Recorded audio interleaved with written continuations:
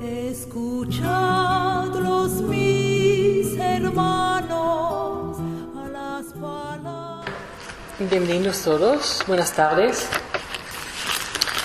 En el año 2006 visité la primera vez Ávila para acompañar a mi marido en la presentación del libro de Caminos de Sefarad.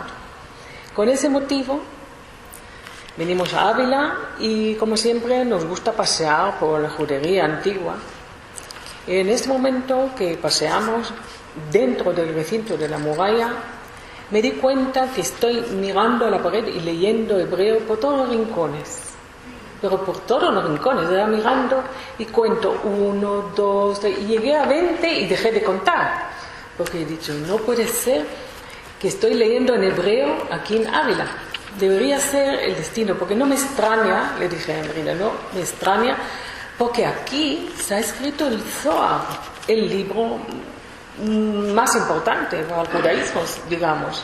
Después del Talmud y la Biblia, es la trilogía que más importancia da al judaísmo. Quiere decir que aquí Moshe Ben Shem Tov de León vino, se inspiró en la ciudad, en el ambiente, en lo que tuvo, y escribió un libro en arameo. No lo escribió en hebreo, lo escribió en arameo. Y este libro estaba él haciendo la publicidad como si fuera el libro de Rabbi Shimon Bar Yochai, un rabino cabalista muy sabio que vivió en el siglo II.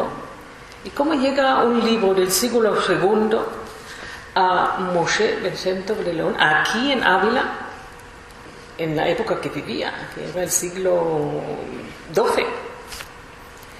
Entonces, eso me abrió los ojos y empecé a pensar que cómo ese autor del Zohar ha logrado decir que puede ser eso, que él ha escrito el libro y que no es un libro de Rabbi Shimon Bar Yochai. Puede ser porque hubo una leyenda diciendo, por ahí se mandó cartas para verificar si es verdad que él ha conseguido los papeles antiguos de Rabbi Shimon Bar Yochai. Y vinieron rabinos a investigarlo, a ver si es de verdad lo que está diciendo, a ver en qué se basa, dónde están los papeles que él está basándose. Haciéndolo corto el tema, digo yo, el especialista número 1 en el tema de la Cábala y el Zohar dice Gershom Scholem, que vivía en Jerusalén, que seguramente 95%, él deja solo el 5%, que lo ha escrito Moshe Ben Shem Tov de León, aquí en Ávila. Por el estilo, por el hombre tenía ciertos criterios, por el estilo, por el arameo. El arameo era muy sefaradita, la manera de los sefaradim escribir el arameo era distinto que en el siglo II en Israel, porque Rabbi Shimon Bar Yochai vivía en Israel, en las montañas de Galilea Alta. Todo ese criterio él lo estudió muy minuciosamente y dijo, seguramente lo ha escrito, porque los papeles que él dijo que él estaba guardando en casa para consultarlos, no se pudo enseñar a nadie. Vino alguien a verlo y no lo vio nada. Siempre lo decía que ahora no puedo, que ahora no lo tengo aquí, que está en otra, y no llegó a ver nadie estos papeles que él dijo que se supone que son de Rabbi Shimon Bar Yochai. Eso quiere decir que realmente un libro tan importante fue escrito aquí en Ávila. Y el ambiente de Ávila entre los judíos y los cristianos, eso ya lo dejo a mi marido, que hablará de esa parte, se conoce que le inspiraba y podía escribir tranquilo una cosa tan importante. ¿De qué estamos hablando? El libro del Zohar, que es un libro de midrashim o comentarios, leyendas, interpretaciones, a modo de conversaciones entre Rabbi Shimon Bar Yochai y sus rabinos, amigos y otros sabios. En esa manera hay como discusión y comentarios entre los personajes y por eso parece que él lo puso en la boca de Rabbi Shimon Bar Yochai. Y quizás lo hizo porque era más comercial. Realmente era muy comercial decir que el Zohar era de Rabbi Shimon Bar Yochai, porque tendría mucho más aceptación en el mundo judío. Él estaba muy preocupado. A ver si se va a vender ese libro. Estaba ocupándose un poco de su economía. Aunque tenía un mentor aquí, el Yusuf, un comerciante aquí en Ávila, que le estaba apoyando, pero había poca ayuda, él necesitaba más y entonces decidió escribir ese libro.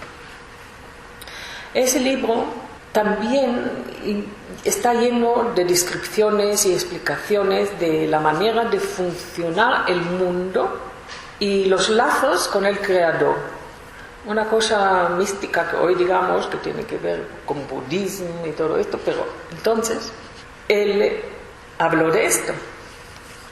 Y a base de todas esas explicaciones del libro del Zohar, la Cábala se fundó. La Cábala se fundó luego más tarde aquí en Ávila, pero más bien en Gerona. Vemos también escuela de Cábala que se funda. Y se apoyan mucho en los comentarios de Rabbi Moshe de León. Moshe de León no nació ni siquiera en Ávila. Él llegó de Guadalajara de visita y se quedó aquí. Entonces todo esto es base de la mística judía, la Cábala, y de la tradición, la Masoret en hebreo que decimos, y la sabiduría del oculto, porque detrás de la lectura, cuando uno lee la Biblia, el texto suena muy simple, pero a veces falta una letra y piensas, bueno, se ha caído la letra, no pasa nada, pero no, esa letra significa muchísimo porque falta en el nombre de Dios en esta frase tan significativa. Y estas son las explicaciones que da la Cábala.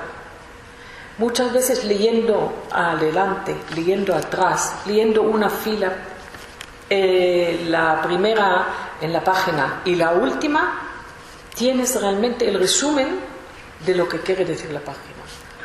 Y cosas muy interesantes.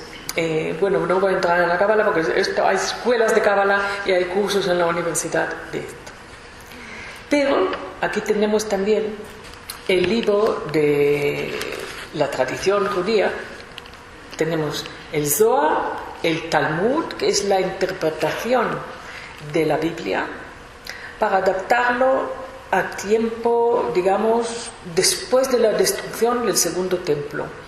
Estamos hablando, por ejemplo, en el año 200, en el año 200, ya está el templo destruido a partir de los años 70. Y se ve el pueblo que ha quedado en la tierra de Israel con problemas de cumplir las leyes, porque no tenemos el templo. ¿Qué hacemos si no tenemos el templo? Pues entonces hay que ir a tratar de cumplir la religión, las leyes, el código que tenemos en la Biblia, de otra manera. Y esa manera fue interpretada y explicada por los rabinos en el año 200 con la Mishnah. Y la Mishnah es la base del Talmud. El Talmud es la interpretación que llegó al año 400 cuando se firmó el Talmud en Babilonia, y al mismo tiempo se firmó el Talmud en Jerusalén, porque hubo gente en Jerusalén al mismo tiempo que en Babilonia. Y había que concretar qué leyes hay que cumplir en el país y qué leyes hay que cumplir en la diáspora, que en ese caso era Babilonia. Entonces se escribió las dos maneras de Talmud, en arameo. Y entonces tenemos la trilogía de los 3 libros sagrados en el judaísmo, que es la Biblia, que es el Talmud y que es el Zohar. Estos 3 libros son la trilogía más importante. La Torá es muy importante para nosotros. Es el Pentateuco, si alguien no sabe la Torá de lo que hablo. El Pentateuco, que tiene 5 libros sagrados. Y estos 5 libros van contando la historia del pueblo judío, cómo nació el pueblo hebreo, con el patriarca Abraham, con su hijo Isaac, con Jacob, con las 10 tribus, cómo llegaron a Egipto y cómo salieron de Egipto. Y esto culmina en el monte Sinaí, cuando está todas las tribus. Moisés sube al monte y les trae el código de comportamiento, el código del pueblo. Y a partir de ahí sabe el pueblo cómo comportarse. El código de conducta, llamaríamos. Y entonces todo este código, digamos, del pueblo que tenemos de conducta, es la base realmente de todo el sistema religioso del judeo-cristiano que tenemos hoy. Porque tener en cuenta que los cristianos primeros eran judíos, que aceptaron a Jesús como un profeta más, como muchos profetas que tuvimos, y a partir de ahí se va separando una parte del pueblo, adjuntándose otros gentiles, y se crea el pueblo cristiano. Bueno, lo que quería yo volver, ¿por qué explico todo eso? Porque luego vamos a ver las tradiciones que tenemos y por qué tenemos escrito ciertas cosas en las piedras de Ávila, de la muralla. Tengo que decir que era una práctica común coger piedras de un cementerio y que era cerca, en ese caso de Ávila, para arreglar la muralla. Porque había un percance, la muralla se estropeó por ataques, por tiempo, y hubo que arreglar eso. Y los arreglos se echaban a la cantera, que era la más cercana, el cementerio judío, en el caso de la puerta de San Vicente. ¿Por qué hablo? Esa puerta de San Vicente entraba al barrio judío. Y ahí abajo, un poco más abajo que la puerta, estaba el cementerio. Y se podía echar mano. Y por eso tenemos muchísimas lápidas del cementerio ahí. Pero no solo lápidas tenemos ahí. Tenemos otras cosas también. Aparte hay otras piedras. Y como eran cuadradas, servían igualmente. Entonces, yo diría un ejemplo de esto, de echar mano a la piedra que ya está cuadrada. Lo vemos lo mismo en la mezquita de Córdoba. Que ahí, para hacer la mezquita, se echó mano a piedra de monumentos visigodos, monumentos antiguos. Lo cogieron, lo metieron para construirla. Era más fácil. Pero lo más importante, que vamos ahora a la epigrafía hebrea que tenemos en muralla. La muralla que me imagino que la gente conoce a Ávila, la muralla de Ávila, la forma que tiene esta. Y quiero pasar a la primera cosa que me llamó la atención. La piedra que Tanzad, que dice Tanzad, que es realmente acrónimo Tehe Nishmatot Tzrura Betzror HaChaim. Aquí tenéis la piedra, no sé si queréis ver esto. Eso significa que su alma esté en la bolsa de la vida. Esta manera de escribir, nosotros escribimos de derecha a izquierda en hebreo, igual que el árabe y arameo. Estos 3 idiomas se escriben de derecha a izquierda. Entonces, podemos leer aquí esto. Esto se suele poner siempre en los cementerios, hasta hoy se pone en las lápidas, abajo, al final de toda la lápida, se pone esta línea. Este acrónimo se pone. Y lo pone la familia normalmente con la esperanza que en la otra vida la persona no esté perdida, que ha actuado correctamente, que puede llegar a buen fin su alma. Y eso es como una especie de oración de la familia, un deseo de la familia que lo hace y lo suele estampar hasta hoy en el cementerio, al final de la lápida. Eso quiere decir que esa lápida es solo una parte de una lápida, no es entera. Y otra que tenemos aquí, muchas veces tenemos lápida que vemos dos manos en ella. Eso significa que es una familia, alguien de una familia de Cohen. Cohen es sacerdote. Una familia sacerdotal, si esta persona pertenece a esa familia, suelen grabar manos. Hasta hoy, si vamos al cementerio, podemos ver grabadas las manos de esta manera en la lápida. Esta manera de levantar las manos y bendecir el pueblo es la manera de los sacerdotes ya desde tiempos bíblicos, que levantaban las manos y bendecían el pueblo. La manera de levantar las manos es así. Si podéis observar mis manos, ¿cómo están? Están agrupados 1, 2, 3, 4, 5 grupos de dedos, ¿veis? Aquí hay un grupo, aquí otro, yo creo con estos dos, y aquí otro, y aquí otro. Esto es la bendición del sacerdote ya en su tiempo antes del templo y en la época del templo, y hoy también seguimos bendiciendo en la sinagoga de esta manera. Y como es tan sagrada esa manera, cuando bendicen los sacerdotes en la sinagoga, se ponen la manta de oración encima para no dejar ver las manos que bendicen, porque estas manos bendicen con la palabra shalom, que es paz.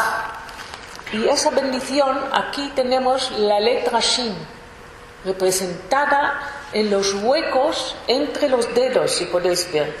La Shin tiene 3 ramas, 1, 2 y 3. Esos son los 3 huecos que produce la mano cuando se juntan los dedos. Y simbólicamente, cuando estamos juntos, la humanidad, cuando estamos juntos, cuando nos juntamos, estamos en paz. Podemos crear la paz. Si hablamos juntos, si estamos juntos, podemos crear la paz. Y por eso la importancia de esa bendición. Es un momento siempre muy emocionante en la sinagoga, en todas las fiestas que se solían subir a Jerusalén. En las fiestas ahora del Año Nuevo es muy emocionante porque se bendice para la paz mundial, no solo al individual. Lo más importante es mundial, porque esto afecta el individual. Y siempre hay que mirar por el mundo. La paz se inspira.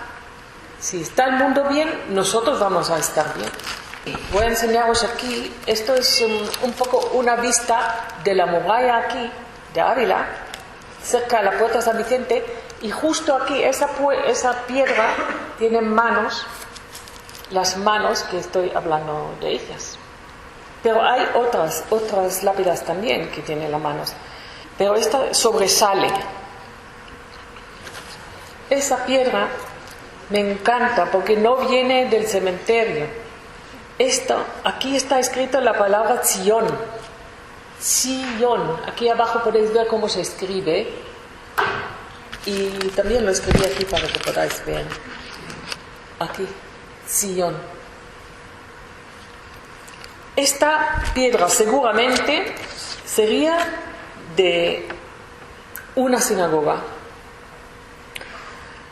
¿Por qué? Porque en la sinagoga tenemos la costumbre de rezar siempre a dirección de Jerusalén. Y la pared que da a Jerusalén está señalada con la palabra Zion o uno de los nombres de Jerusalén. Y siempre será una piedra grande y bonita. Y aquí precisamente vemos esta palabra Zion en esta lápida. Todavía se puede ver bien hoy, porque esta es una foto que hice yo en el 2006. Tener en cuenta que la palabra Zion aparece ya en el libro de Isaías, le llama Jerusalén Zion, y la palabra misma aparece 154 veces en la Biblia, mencionada como Jerusalén. quiere decir que es otro nombre para Jerusalén. Y hablando de Jerusalén, el monte Moriah se llama Monte Sion también. El monte Moriah, el monte bíblico que aparece en Génesis, es el monte que Abraham está ordenado por Dios llevar a su hijo, a su único hijo que quiere, de Sará, y sacrificarlo ahí, porque así dijo Dios. Y Abraham no discutió. Era la orden de Dios. Él confiaba que hay algo detrás, que por alguna razón Dios le pide una cosa tan importante. A lo mejor a nosotros parece terrible que le dices a un padre que vaya a sacrificar el hijo. Pero hay que tener en cuenta en qué época estamos hablando, de qué época. Que la gente tenía la costumbre de sacrificar a personas. Era una cosa muy común. Así, para los dioses de la época. Estamos hablando de una época de hace 4.000 años. La civilización era distinta hace 4.000 años. Y entonces Abraham no dice nada, coge el niño y se lo lleva. Y hasta tal punto vemos el carácter de Isaac, el hijo, cuando llegan al monte Moriah y deja ahí Eliezer, el esclavo que cuida las cosas, y dice, vamos a subir, hijo, arriba. El hijo no dice nada. De repente dice, pero ¿qué vamos a sacrificar, padre? Dijo, Dios dirá lo que tenemos que sacrificar. Y sube arriba. Y cuando el padre le coge, le ata para sacrificar, ese momento terrible, que va a coger el cuchillo y le va a asesinar a su hijo, el hijo no se mueve. No hay, la Biblia no cuenta ninguna reacción. Es muy obediente Isaac. Y su carácter obediente, ese carácter obediente lo vemos luego en su historia familiar, con su mujer y sus hijos, sus dos hijos, Jacob y Esaú. Esa obediencia de si Dios quiere, pues tiene que ocurrir así. Entonces en ese momento sabéis que llega un ángel, le sujeta la mano a Abraham y Abraham no le mata a su hijo. Y en ese momento hay un pacto. Dios dice que aquí he visto tu obediencia total a mi voluntad, y por eso aquí está el momento que Dios dice a Abraham que sus descendientes van a ser el pueblo elegido. Y ese es el momento más importante para el pueblo hebreo, porque a partir de ahí ya sabemos que vamos a ser un pueblo, ya sabemos que vamos a ser en esa tierra, porque ahí dice, vamos a estar en esa tierra, tu pueblo va a vivir aquí, van a ser muchos, y va a ser mi pueblo favorito, me trabajarán solo a mí, obedecerán solo a mí. Y aquí el monte Moriah es la escena de esa situación, de esa promesa de Dios. Y por eso el monte Moriah es el lugar más sagrado para el pueblo hebreo, que luego es el pueblo judío. Porque entre hebreo y judío hay una diferencia. Con la historia, las 10 tribus, digamos 9 tribus se han perdido. No sabemos dónde están. Aunque uno de ellos parece que hemos encontrado, Manasés, en la India. Pero el resto, que somos Judá, por eso llamamos judíos, Judá, Leví y Benjamín. Estas son las 3 tribus que es el pueblo judío hoy, que conocemos. Y volviendo a esto, estamos en el monte Moriah. En el monte Moriah, cuando salieron de Egipto, volvieron a la tierra, y cuando pasaron 480 años de la salida de Egipto, el rey Salomón construyó un templo en el monte Moriah. Ese es el templo de Salomón en Jerusalén. Ese templo existía hasta el año 586, antes de nuestra era. Y entonces vinieron los de Babilonia, subió sobre Jerusalén y destruyó el templo. Parte del pueblo, los líderes fueron llevados a Babilonia, pero parte quedó en Israel. Y 70 años después, el rey Tiro vence Babilonia y da permiso a los judíos volver a su tierra y construir el segundo templo.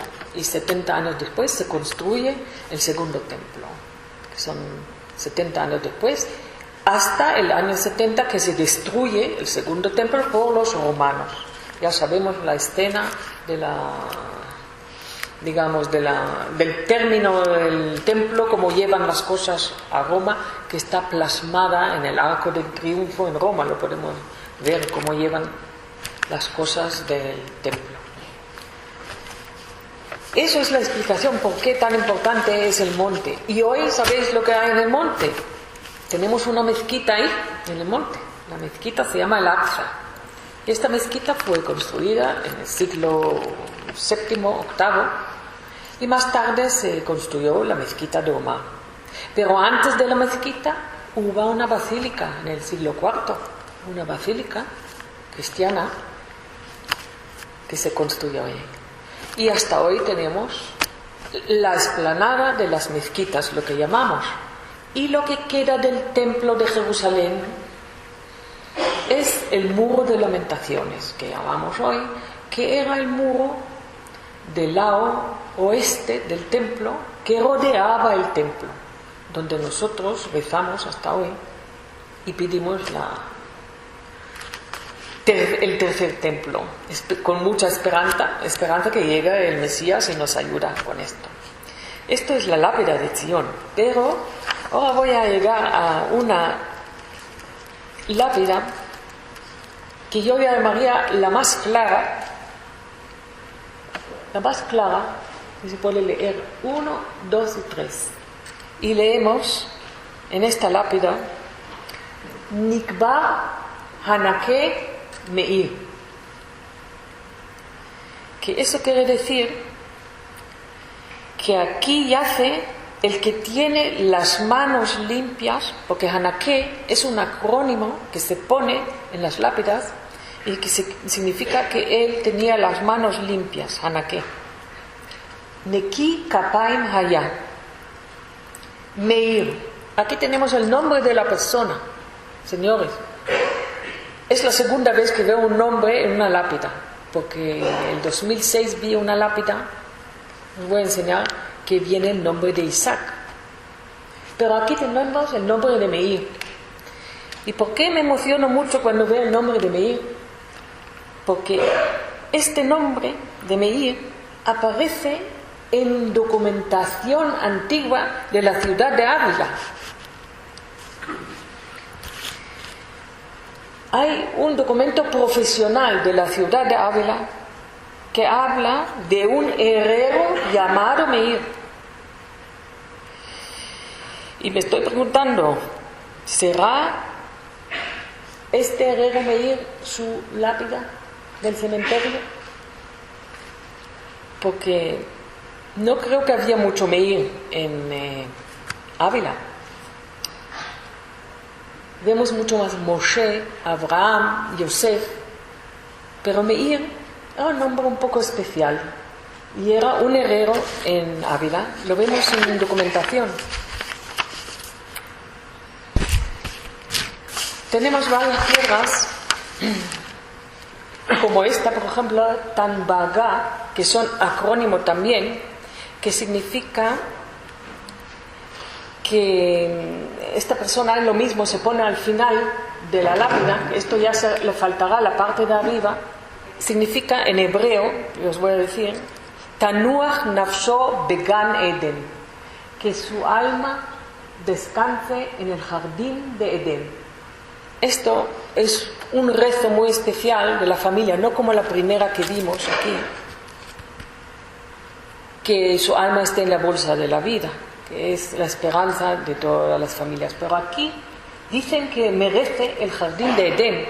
Es un poco, esa persona sería algo más que lo normal, una persona mucho más recta, correcta, y que hacía bien a la comunidad, y por eso decidieron poner que directamente debe entrar en el jardín de Edén esa persona. Es una cosa muy importante en el judaísmo. Entrada en el jardín de Edén es el símbolo de más cerca de Dios que puede ser. Lo que quería enseñar, que tengo en el tablet, es el símbolo de la menorá. Sabéis que la menorá es uno de los símbolos judíos, el candelabro de 7 brazos. Entonces este candelabro lo encontré en la muralla. Esto es el 2006, pero aquí en 2007, pero ahora en 2017 se ve algo mejor. Sí. ¿Se ha ido? Bueno, ya hablando de nombres, como hemos descubierto un nombre, me gustaría deciros que los nombres, los judíos hoy, los nombres parece que siguen con los mismos nombres, los judíos sefaradíes, porque tenemos los judíos de Marruecos, provenientes de España, los que hablan español, siguen teniendo nombres como Orovida, Hasibuena, Simja, que antes de la expulsión hubo también una Simja aquí, en Ávila, de acuerdo con la documentación. Tenemos el nombre de Estrella, Clarasol, Luna, Mazal Tov, Bonina. Estos son los nombres de hoy, pero Bonina tenía aquí en Ávila, antes de la expulsión también hubo Cid Buena, en un documento de trabajo, por cierto, de contrato de trabajo, y otra que era Buena, así se llamaba. Hoy la llaman Bonina. Una mujer que se llama Oro, hoy tenemos mujer que se llama Oro y Sol. Antes también encontramos en documentación Oro y Sol. Lo mismo tenemos nombres de varón. Menahem Amarillo, tenemos hoy ese nombre. Y Mosé Amarillo aparece en documentación en Ávila antes de la expulsión. Tenemos Yehudá Elcano antes de la expulsión, Reyona, Lumpre. Pero hablando de nombres, me gustaría terminar sobre una sinagoga que acogió las últimas lágrimas aquí de los desterrados de Ávila. Estuvo muy cerca a la puerta de Malaventura, en la calle Telares. Subastada esta sinagoga en 1493 y adjudicada al canónigo Francisco de Ávila, el mismo que se quedó con otra sinagoga por 3.600 maravedíes cada sinagoga le costó. Este apellido, seguramente de un converso, estaría relacionado con Diego Arias de Ávila. Diego, nombre que equivale al Jacobo, fue ministro y consejero de Enrique IV de Castilla, el hermano de Isabel la Católica. Había nacido en Segovia de padres judíos y sabemos que murió en el año 1466. Como este converso, cientos de ellos siguieron en la vida pública y cultural de Castilla. Ávila, sin embargo, no tenía muchos conversos. La mayoría fueron, seguramente, cruzando con los ojos llenos de lágrimas la puerta de la Malaventura, y de ahí es el nombre de la puerta que la vi hoy. Es precioso.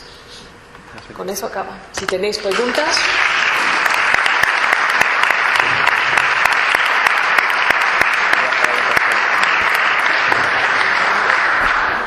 Sí, yo que estoy al lado, me ha costado ver las inscripciones. Ahora si queréis, cuando acabe la conferencia, sí, voy a lo dejarlas. podemos ver aquí, porque la verdad que a mí me ha costado, imagínate, los que están al fondo. Entonces, tiene aquí las fotografías. Sí es verdad que cuando la miras con un poco más de detalle, como ya está muy desgastado, por ejemplo, la menorá se veía bien. Esa sí se veía bien. Entonces, como que os acerquéis y veis un poco las... Hola, buenas tardes. Espera, quería preguntar. Sí. ¿Se puede preguntar, por favor? Sí, ¿En claro. qué punto está la menorá? ¿En qué punto de la muralla? Está entrando a la puerta de San Vicente. A la derecha hay la menorá. La mitad de la menorá, no está entera. Se ve 3 brazos más uno en medio. Pero por el otro lado también hay otra menorá que no está en tan buena condición como esta. Por los dos lados, mirando un poco, se encuentra.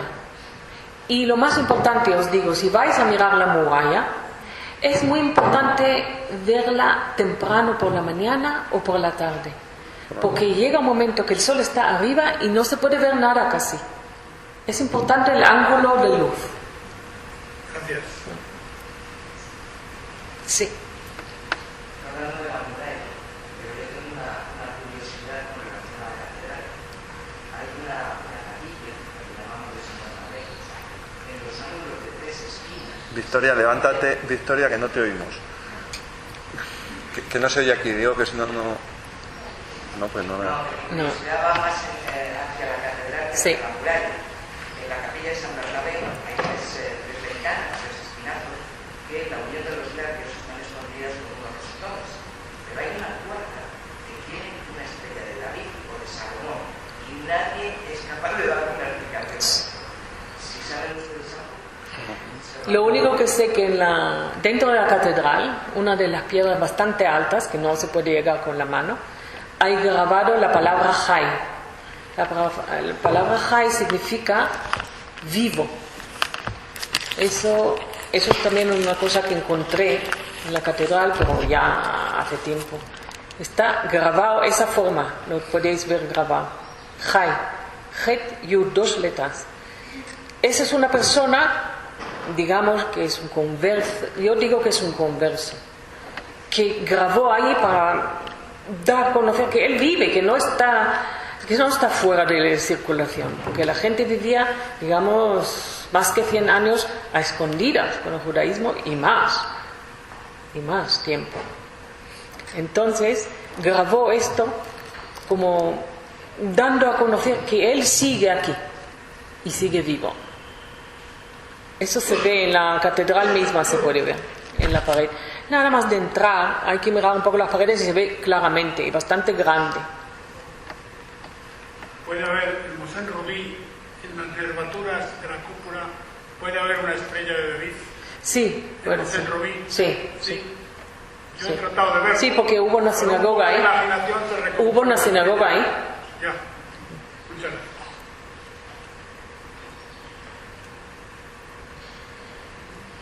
La conferenciante es Iris, preguntadle a ella. Lo más importante es que se conserve estas letras. A mí me estaba preocupando un poco que, claro, ahora parece que somos patrimonio cultural aquí, Ávila, y se debe cuidar mucho esas piedras, porque con el tiempo, con la humedad, con la lluvia que cae, me di cuenta que precisamente esta, que podemos leer el nombre de Meir, está recibiendo arriba un canalito, cae agua encima y se está oscureciendo muchísimo. A partir de esa foto es de 2006, ahora he hecho una foto y está mucho más oscura. Y es una pena porque el agua no es bueno para esta clase de piedra. Algo por eso, a lo mejor poniendo una cosita aquí pequeñita, aunque sea de cristal transparente. Yo quisiera hacer así con las manos para que no les pase nada. Es difícil a veces conjugar la conservación del patrimonio con el verdadero objetivo de la conservación del patrimonio, respetando los elementos constructivos. Bueno, aquí hay mucha más gente que sabe más que yo solo sé la parte política, lo difícil que es, por ejemplo, poner algo de metraquilato en la muralla de Ávila. Eso. Aunque luego se refleja mucho al hacer fotos. Sí, bueno, problemas, todos conocemos en la ciudad que hay problemas con la humedad y depende, hay 2 tipos de piedra. Me voy a meter en jardines que Cristina mañana seguro que podría explicar muy bien, o Rosa, o varios de los que estáis aquí, que conocéis del problema de la degradación de la piedra, de los morteros. No, hay piedras que están reaccionando peor, lo estáis viendo en los 2 arcos, sobre todo el grande y del Alcázar, que se está comiendo la piedra, se está desmembrándose. Toda la piedra que veis anaranjada, la acción de la humedad y de los coches la está haciendo, pasas la mano y se degrada. No es algo de ahora, ha pasado, pero ahora se está acelerando. Pasa lo mismo en algún lado de la zona de San Vicente, zonas del tema de la humedad. Claro, la muralla luego encima transpira. Claro, luchas contra el bien mayor que es la muralla, contra a veces lo que es un elemento que sí individualmente tiene un significado y tiene también su valor de conservación, porque lógicamente no es lo mismo una cístula, que es más fácil de reconocer y de mantener, que una inscripción hebrea, que si ya es difícil de ver, si no es con un ángulo. Esa es la primera inscripción que encontré. Halach, se fue. Le estoy señalando justo ahí. Era muy abajo al lado de los hornos romanos. Y halach significa se fue. Normalmente empieza la lápida a decir halach le olamo, se fue a su mundo. Quiere decir que ya no está en nuestro mundo, se fue a su mundo, y a partir de ahí pone la fecha, el día exacto en hebreo, la fecha hebrea, que hay un calendario distinto un poco, y luego abajo pone el nombre. Entonces yo al ver esto me di cuenta que estoy enfrente de un cementerio. Y otra cosa aquí, esto es el nombre de Isaac, que aparece aquí, en esa lápida. Aparece Isaac, pero también aparece antes de la palabra Isaac, podemos ver las dos letras Kuf Vav. Kadosh ve Baruch, son acrónimo de la palabra Kadosh ve Baruch, que significa santo y bendito. Una persona muy especial que le pusieron, se pone muy pocas veces antes del nombre este acrónimo. Kadosh ve Baruch Yitzhak, era santo y bendito ese Yitzhak. Ese es el primer nombre que encontré. Luego os acercáis y os lo enseña. Sí. Vamos a dejarlo aquí un poco y se puede ver. Perdón, todas estas 20, 30 piedras que ha encontrado usted y algo más están en el lienzo a la entrada del arco de San Vicente, en el primer lienzo de la izquierda. A la izquierda, sí, mucho, no todo. Y luego a la derecha, muy cerca a la puerta, a la derecha, pero muy cerca a la puerta. Hay césped ahí ahora. No en los cubos, sino en los dos lienzos. Sí. Sí. Y algún lienzo más a la izquierda, ¿no? Y algún lienzo más a la izquierda. Sí. Es lo que sería todo el entorno del jardín de Prisciliano, todo ese recoveco que hace la muralla por el antiguo cementerio romano, que también debería haber, bueno, pues porque he visto alguna foto que corresponde también ya más cercano a la calle San Segundo, pero sería esa zona y el primer lienzo antes del cubo de la mula. También tenéis edificios como el edificio que se llama la Posada de Rabbi Samuel, que están ahora en obras. Un pequeño edificio que era la casa del rabino junto con una sinagoga. De Rabbi Samuel es una sinagoga muy pequeña, y dentro del edificio se puede ver la posada. Arreglaron ahí un restaurante y una bajada a otra, pero la bajada es realmente el baño ritual, el mikvé, que existe ahí con 4 escalones para bajar. Esta es la sinagoga, que está cerrada ahora mismo. Sí, ahora está cerrada. Sí, pero ahí realmente se ve cómo fue una sinagoga antigua y con un patio interior bonito también. Este cementerio creo que está hablando, que estaría cercano a la puerta de San Vicente, sería siempre anterior cronológicamente al de la Encarnación. ¿Y cuándo se podría pensar? Sí, el cementerio, yo diría en el siglo X ya estaría ahí. Sí.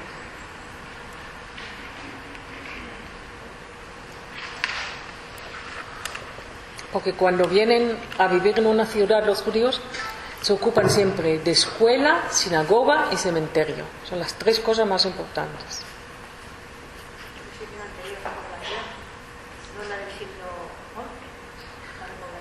Sí. Sí, yo creo que es antes. Creo que es antes que vinieron los judíos a Ávila. Luego, más tarde, se dio a conocer gente famosa, pero antes ya vivían, porque Shem Tov de León, Moshe Shem Tov no vendría aquí si no habían judíos, si no habían escuelas, si no había alguien que le llamó el tal Yosef, que era un mendó que tenía bastante dinero, tenía tierras, tenía casas, y le invitó a venir a vivir a Ávila. Quiere decir que ya estaban aquí los judíos bien asentados. A ver, aquí una pregunta. Vamos a ver, ¿había la posibilidad de que esta conferencia, como te digo, se hiciera in situ? Sí, podemos preparar una visita guiada y hacemos un... Sí, tenemos el contacto y hay confianza, así que podemos, si lo proponéis, hacemos algo como vamos a hacer con las tenerías judías y en la siguiente hacemos una in situ. Si queréis ya para la siguiente edición, por organizarlo de una mejor forma, porque tampoco sé ahora mismo la agenda de IRID para hacerlo esta semana. Si queréis, yo lo había pensado, pero no lo había dicho porque como queda un año vista, pero me parece buena idea. ¿Te parece buena idea? Sí, sí. Yo también pensaba de plasmarlo un poco en pantalla, quiere decir hacer pero es mejor, un PowerPoint. Es muy difícil hacerlo en pantalla. Pero luego preguntan, ¿y dónde es eso? Es muy difícil en pantalla porque yo veo aquí fotos que yo, porque lo dice ella, no se ve muy bien, ¿eh? Yo creo que es mejor hacer una visita in situ que nos diga la piedra, porque si no es complicado. Así que, ¿para el año que viene o para esta semana? Sí, tiene que ser, esta semana. Oye, no yo lanzo el guante, nosotros estamos aquí. Estoy celebrando Año Nuevo hebreo. Lo sé. Y es difícil. Bueno, pues para el año que viene, una de las visitas, haremos una visita a los lugares, como hemos hecho con la de mañana, como esta como conferencia preparatoria de la visita. Sí, qué bien.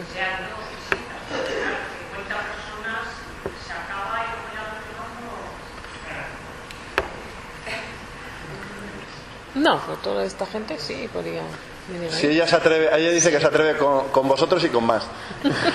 ¿Las preguntas?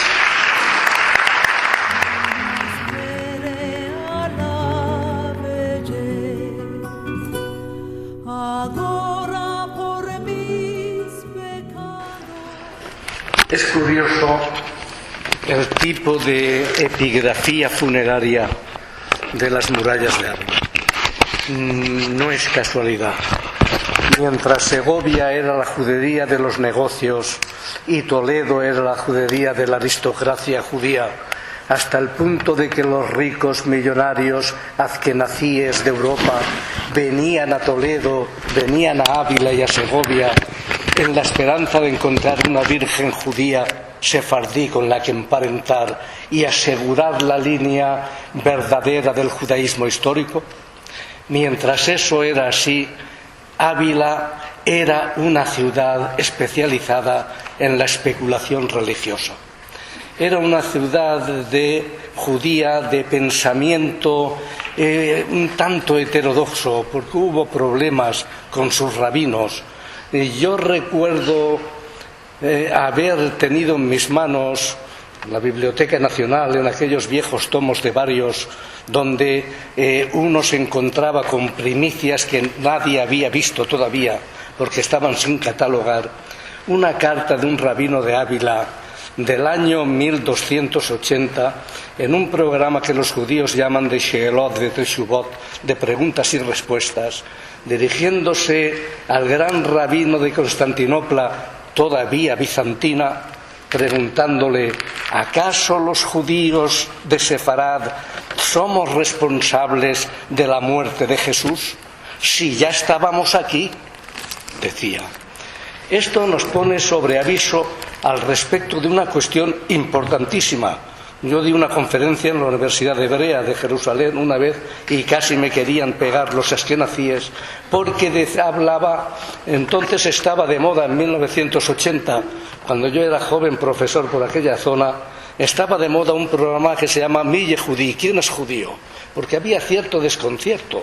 Israel es una especie de melting pot, de crisol, en el que hay gentes de tantos pelajes lingüísticos, intelectuales, étnicos, de todo tipo, que es muy difícil hacerse la idea de que si tienes en un aula, como yo tenía en la Universidad de Beersheba, un sueco de 2 metros, una etíope de 1,50, un mexicano, un sefardí, ¿cómo es posible que todas esas criaturas pudieran a sí mismo llamarse hijos de Abraham? Eso es una cosa. Por eso había un programa en aquella época en Mille Judí. ¿Quién es judío? ¿Pero quién es judío?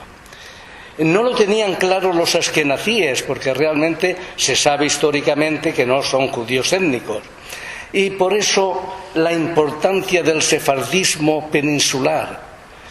Venían aquí a llevarse las vírgenes sefardíes, porque era la única. ¿Por qué es judío un hombre?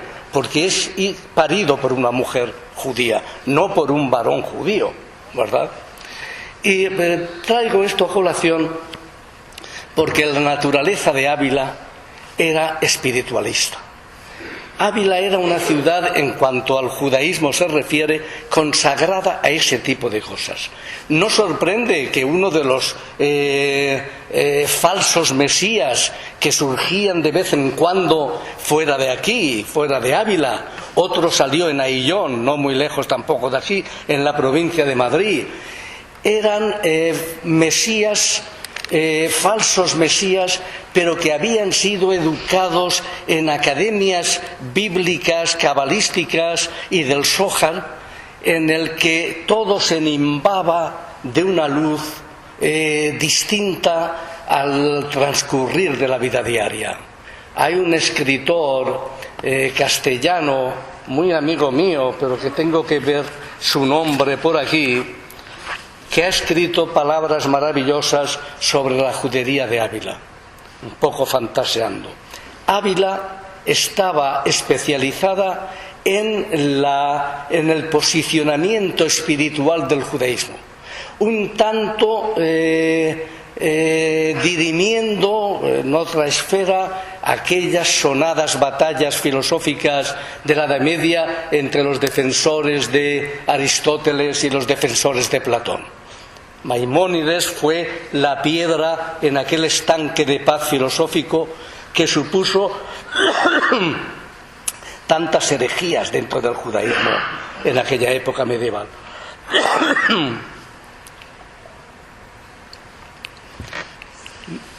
Ávila se especializó en este tipo de cosas. Era llamada la ciudad levítica, como se le ha llamado a tantas otras ciudades del mundo, a Safed en Israel, porque su ánimo principal estaba puesto en las cuestiones del espíritu. No sorprende que de Ávila surgieran rabinos especulativos que se extendían por todo el mundo. Vosotros sabéis que los guetos, las juderías, las aljamas tenían un problema importantísimo, que era el imperativo territorial. Las familias judías eran muy prolíficas, tenían muchos hijos y llegaban momentos en que el corsé urbano estallaba. Esas criaturas, ¿dónde iban a vivir? ¿Dónde iban a formar su hogar? Y por esa razón poblaron, los judíos sefardíes poblaron toda la orilla del Mediterráneo, fundaron los consulados de mar, fundaron las embajadas, fundaron las escuelas de traductores, porque a toda esta gente había que darle expansión y salida. De Ávila salieron muchísimos. Decía irritantes que había pocos conversos. Es verdad, de Ávila salieron todos.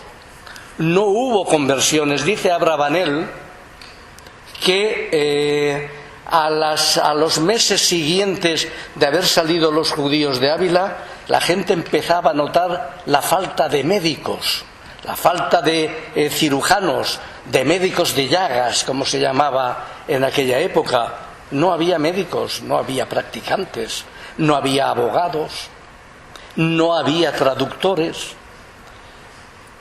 Fue una merma enorme de profesionales, sabedores, conocedores de cosas. Ávila estaba preparada para la venida del Mesías. Era una obsesión constante la de los abulenses. Hablo del siglo de oro de la judería de Ávila, que corresponde con la época de Fernando III y Alfonso X el Sabio, más o menos, ¿verdad? Ese siglo XIII luminoso que se mantiene con Sancho IV el Bravo, ¿verdad?, que tiene sus más y sus menos luego con Fernando el hijo, y luego con Pedro el Cruel y el acceso de los trastámaras, la dinastía traidora, la dinastía ilegítima, ¿verdad?, a pesar de que de ella saliera nada menos que la reina Isabel. La reina Isabel, la gran valedora de los judíos, sabía de la naturaleza espiritualista de los judíos de Ávila y siempre quiso salvarlos. De modo y manera que cuando Torquemada se presentó ante ella y le arrojó 30 monedas de plata diciéndole: ¿también vamos a volver a vender a Cristo de nuevo? Y ese fue el turning point que dicen los ingleses, ese fue el momento crucial, estelar, en el que a la reina le entraron escrúpulos, y por ese momento estelar, como diría Stefan Zweig, por ese pequeño latido de su corazón, se firmó la expulsión de los judíos. La reina Isabel de ninguna manera hubiera estado dispuesta a hacerlo, y tenía muchos consejeros abulenses. Abraham Señor, el último príncipe de los judíos, que se convirtió, según dijo él, para salvar a su pueblo. Es una paradoja, salvarlo materialmente, porque él sabía que el apego de los judíos de Toledo, de Segovia, de Sevilla, de Córdoba, las juderías más ricas de la península, de ninguna manera iban a convertirse. De ninguna manera iban a no convertirse, me refiero. Y quería salvar esa situación. Pero en fin, es verdad que Ávila es la ciudad del destino espiritual del judaísmo peninsular en los siglos centrales de la Edad Media. Pero es más cosas. Ávila es la judería una de las más espectaculares y curiosas a lo largo de la historia del judaísmo diaspórico. ¿Por qué os digo esto? Junto con esta raíz especulativa de naturaleza religiosa y mesiánica, aquí es donde se inventa el prêt-à-porter, por ejemplo. Un judío sastre, la sastrería ha sido una de las constantes a lo largo de la historia del judaísmo diaspórico. Se le ocurrió en Ávila, observando a cierta dama toledana, su cliente, que tenía una talla muy similar a la de cualquier mujer de su edad, y pensó: ¿por qué no preconfeccionar? ¿Por qué no hacer vestidos antes de que me lo pidan y tener yo aquí un stock? Ese es el prêt-à-porter. Eso lo inventó un judío en Ávila en el siglo XIII, finales del siglo XII. Otra curiosidad del judaísmo, la tanería. La tanería es, como sabéis, la curtiduría, ¿verdad? El curtido de pieles de Ávila fue el más famoso de la España peninsular, no solo dentro del ámbito cristiano, sino del ámbito del sur musulmán, ¿verdad? Eran famosos por ello. Son los judíos del sur, son los judíos de Ávila los que empiezan a investigar, los que empiezan a poner, ¿cómo os diría yo? A evolucionar el arte de la tanería. Sabéis que la palabra tanería viene de una palabra prerromana, una palabra celta, tan, que es la corteza del roble con la que se beneficia y con la que se hace la tersura de las pieles, ¿verdad? Y los judíos de Ávila fueron los que empezaron a evolucionar ese arte. Les llamaban los taneros en todas las juderías de Europa. Otra especialidad de los judíos de Ávila, poco conocida, fue la judería de Ávila la primera que hizo obligatorio en aplicación a los judíos del habeas corpus. No había habeas corpus para los judíos. Se podía coger a un judío y llevárselo, incluso aplicarle una ley parecida a la ley del Lynch del oeste y colgarlo o matarlo, acusado de cualquier cosa que se les ocurriera. ¿Dónde empezaron a cambiar las cosas? En Ávila, en la segunda mitad ya del siglo final del siglo XV. El habeas corpus se aplicó a judíos, por primera vez en Ávila. Hay como estas gran cantidad de singularidades que hacen de los judíos de Ávila verdaderamente una especialidad dentro de la historiografía sefardí del mundo. Yo fui profesor de una asignatura que me inventé, que se llamaba Historia del Mediterráneo, en la Universidad de Haifa. Y cómo yo preparé esos cursos a base de documentos desconocidos acerca de los judíos de España, conseguidos la mayoría de ellos y luego publicados en varias revistas científicas sobre cosas, aspectos, historias, sucesos de judíos españoles, de las comunidades judías españoles entre el siglo X y el siglo XV. 500 años de judaísmo, muchas veces pintoresco y desconocido. ¿Cuándo vienen los judíos a Ávila?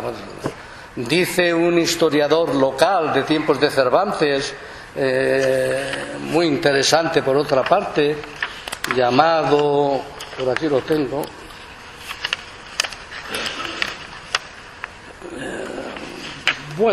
Ariz creo que se llamaba, cito de memoria, en un libro muy interesante sobre la historia de Ávila de 1580 y tanto.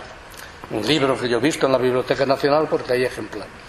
Pues decía que entraron en tiempos de Alfonso VI, el que en el año 1085 conquistó Toledo, ¿verdad? Uno de los reyes más importantes de toda la historia de España. Alfonso VI,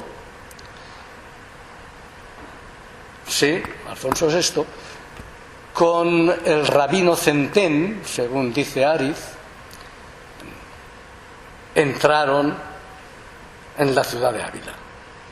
Sin embargo, eso se contradice y se lleva mal con historias relacionadas a judíos de Ávila musulmana, la Ávila precristiana, que fueron los que realmente organizaron todo el establishment, todo el estado de cosas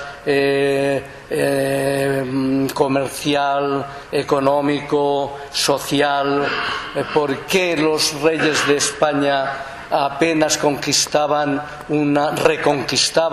una ciudad, a los que primeros llamaban a su lado eran a los judíos locales? Porque eran los que realmente conocían de organización, de poner sentido en las cosas, de poner orden, los únicos que realmente tenían un sentido trascendente de sus actos, de las cosas que hacían, y eran realmente los que a lo largo de toda la Edad Media organizaron los reinos cristianos de acuerdo según avanzaba la reconquista de norte a sur. Los judíos eran importantísimos. Tanto era así que se llamaban el tesoro del rey. A los judíos les llamaban en la Alta Edad Media el tesoro del rey. Y el rey los llamaba mis siervos, y se llamaban servir regis, los siervos del rey. Eran intocables. El derecho civil ni el derecho penal podía tocarles en aquella época sin consentimiento real. Eran inmunes, eran aforados en el sentido moderno del término. Nadie podía meterse con un rabino o con un príncipe de judíos o con una autoridad judía. Realmente en Ávila eso también se dio. ¿Qué pasaba con el cuidado de las murallas? Los nobles se dedicaban a defenderlas. Después de todo, no sabían otra cosa más que guerrear. Los musulmanes, que también estaban en la ciudad, eran los encargados del acarreo de material para arreglar las murallas. Seguramente los que traían los trozos de lápidas de los cementerios judíos, de los cementerios musulmanes, romanos, esa labor de acarreo. ¿Qué hacían los judíos? Es una cosa muy sorprendente que solamente se dio en Ávila. Eran herreros. Hablaba Irrit de Meir, un herrero. Los herreros eran la aristocracia de los oficios en la Edad Media. El herrero, el que tenía que ver con el hierro, con la espada, estaba casi cercano a la pequeña nobleza. Era muy difícil que un judío llegara a ese oficio, pues en Ávila eran los encargados de procurar clavos, herrajes para las puertas de las murallas de Ávila. Eso es conocido, es sabido. Como estas cosas, queridos amigos, la judería de Ávila fue, desde el año 1000 hasta el año 1480, verdaderamente inmune a cualquier algazara ajena que hubiera fuera. Es verdad que hubo un incidente, el del Santo Niño de la Guarda, ¿verdad? Un incidente sobre el que se cubrió un tupido velo en Ávila, no así en Toledo, ni en Valladolid, ni en aquellas juderías, en aquellas aljamas un tanto levantiscas, no. Ávila estuvo siempre como una especie de burbuja, protegida. ¿Acaso por una singularidad? No fueron prestamistas los judíos de Ávila. No se dedicaron tampoco a la oligarquía financiera. Ellos no entendían del dinero. Lo manejaban. Había judíos ricos, Yusaf, el que acogió al autor del Libro del Esplendor, ¿verdad?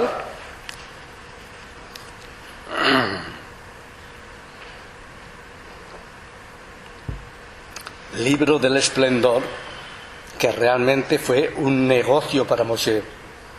Fue un negocio, porque se dedicó a vender copias. Él era un escriba excepcional.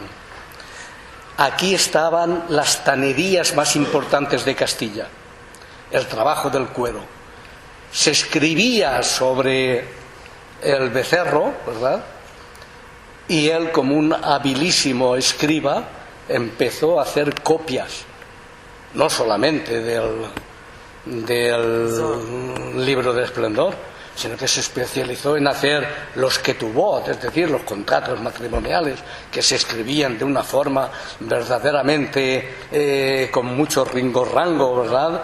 Extraordinarios. Hay ketubot, contratos matrimoniales sefardíes, en todos los museos judíos del mundo, porque son los más elaborados, son artísticos, son hermosísimos, a veces incluso miniados, copiado de las artes del miniado de los monasterios benedictinos. En la Edad Media es una especie de unidad cultural en la que todos los pueblos que convivieron en ella aportaron algo. ¿Qué aportaban los judíos? No solamente aportaban cosas espirituales, la tanería, el pergamino. Los pergaminos esos salían. Por eso eran tan innovadores las tanerías abulenses y ganaron tanto dinero con ello, porque tenían una clientela enorme en todo el mundo. Y una cosa muy singular, que no quisiera que se me olvidara, sobre estos judíos de Ávila, una cosa muy singular, seguramente la más importante de todas, y me baila en la cabeza y no me sale. Pasa esas cosas a veces. Sí, lo más importante, el rubí. Yo recuerdo aquellos versos que decían, versos judíos, como en la era se aventa la parva, solo habrá de quedar de ti el rubí de tu alma. Ese maravilloso pensamiento, ¿verdad? Pensamiento místico, pensamiento que se aviene perfectamente con todo lo que decíamos de la epigrafía funeraria de Ávila. Qué fraseología tan hermosa, que te acoge el Edén, se ha ido, ya no está aquí, fue santo y sagrado, Se fue a su mundo. se fue a su mundo. Toda esa fraseología funeraria ya habla altamente de la singularidad de ese pueblo. No pasa eso en la fraseología funeraria de otros lugares, que salvan el expediente los latinos con el sit tibi terra levis, ¿verdad? El cristianismo con lo suyo, el islam con lo suyo. Son casi frases fúnebres inamovibles. El judaísmo de Ávila no, es creador, es imaginativo, tiene fórmulas diversas según qué criatura se ha muerto. Es muy interesante, y eso está en las murallas de Ávila. Eso merece un artículo por sí mismo, un artículo si hay algún investigador ingenioso, ávido de investigar, como es rara avis. Yo he sido profesor universitario en muchas universidades de Estados Unidos o de Israel, y me doy cuenta de qué bajo ha caído el nivel investigador. Hay tesis doctorales que no son ni trabajos de bachillerato, y les han dado cum laude. Yo conozco algunas, pero volvamos a nuestro propósito. Realmente la fraseología funeraria de las murallas de Ávila, por sí mismo, eso solo ya es extraordinario. Ya habla de su gente, ya habla de esos muertos. No son muertos cualesquiera, son unos muertos especiales. Son muertos cuyo espíritu se han formado en el libro del esplendor, en la cábala, en el mesianismo, en la especulación acerca de la vida futura. Todo eso se dio en Ávila. Ávila fue, en ese sentido, una judería muy brillante. Termino recordando un epitafio, el más antiguo, de una judía, de una niña judía del siglo III, de Salomónula, hija de Salomón, muerta y enterrada en la ciudad de Adra, en Almería, que pone: Ani Salomónula bat Salomón, po naja. Soy Salomónula, la pequeña hija de Salomón. Estoy aquí abajo, muerta. Estas cosas. Así empieza prácticamente la historia de la epigrafía judía española, con esa pequeña frase de una niña judía que vivió en el siglo III en el sur de España, cuando la Bética era seguramente una de las provincias romanas más fértiles, más ricas y más importantes. Y con eso acabo. Muchas gracias.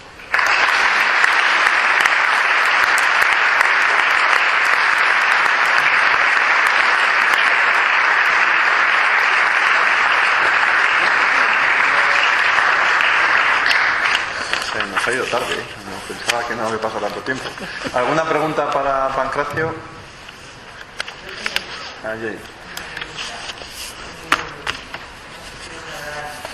Pero ¿por qué siendo tan inteligente, sensible, trabajador, profesor de los reyes fuera, estaba el sur de España, en Alemania, no tienen un sentimiento un poco? ¿Qué pasa con eso? Porque acaban siendo expulsados de tantos sitios. Los judíos, sí. Sin duda por razones religiosas, sin duda alguna. Ten en cuenta, ahora se habla de islamofobia alegremente, pero no se habla de judeofobia, se dice antisemitismo, parece que queda mejor. La judeofobia de naturaleza religiosa fue lo que imperó en los países de Europa a lo largo de la Edad Media. Pero realmente los judíos los echaban de un sitio y los acogían en otro, porque eran criaturas necesarias, eran los que entendían de economía, que es lo que mueve las sociedades. No había economistas. ¿Quién fundó la llamada ciencia económica? Bueno, los judíos. ¿Quiénes organizaban las sociedades después de los grandes descalabros bélicos o sociales? Los judíos, a los que ponían orden, porque se les había obligado a ser economistas. Los judíos, los cristianos tenían prohibido prestar dinero. Era un pecado. Deja a los judíos que se condenen todavía más y que se ocupen de esas cosas sucias como son los tejemanejes de los préstamos, de la usura. Todo mentira, porque los prestamistas alemanes cobraban el 35% cuando los judíos de Toledo cobraban el 22%. Es decir, que siempre estaban por encima en avaricia y avidez los cristianos, por hablar de alguna manera, no es que tenga culpa el cristianismo en absoluto, sino que realmente la habilidad del judío en todas estas lides donde le pusieras sobresalía siempre. ¿Y por qué eran tan inteligentes los judíos? Fue una conferencia muy famosa de un gran sociólogo israelí catedrático en la Universidad de Jerusalén, a la que yo atendí. ¿Por qué eran tan inteligentes los judíos? Porque los rabinos tenían hijos, los rabinos eran los más inteligentes y transmitían el saber genéticamente. Los cristianos, los sacerdotes, no podían casarse, no tenían oficialmente hijos y lógicamente el talento de un canónigo no se transmitía a otro. Bueno, seguramente sí, pero aquí lo dejamos.